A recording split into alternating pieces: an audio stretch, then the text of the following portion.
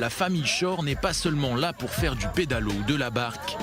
Elle fait partie des heureux élus qui s'apprêtent à inaugurer le premier cinéma flottant du Moyen-Orient, ici, sur le lac artificiel du parc Ayarkon, à Tel Aviv. Nous sommes venus pour profiter de ce qui semble être une super expérience en ces temps difficiles. Donc nous sommes là pour voir un film d'une façon originale. Du cinéma flottant, c'est une super idée.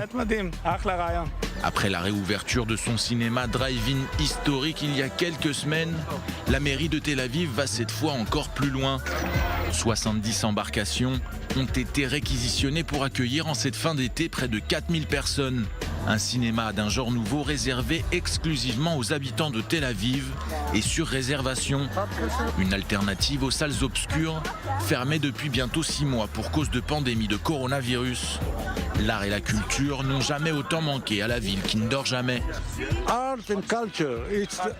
L'art et la culture sont les choses les plus importantes dans nos vies et malheureusement pendant cette pandémie c'est difficile, alors on essaie de trouver des solutions. Confortablement installés dans leur embarcation, les spectateurs vont pouvoir profiter de films triés sur le volet par la Cinémathèque de Tel Aviv. Au total, 8 longs métrages, dont 4 à voir en famille. Pendant 10 jours, il y aura 2 projections tous les soirs.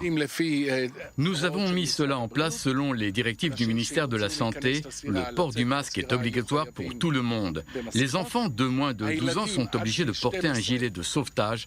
Pas besoin pour les plus grands.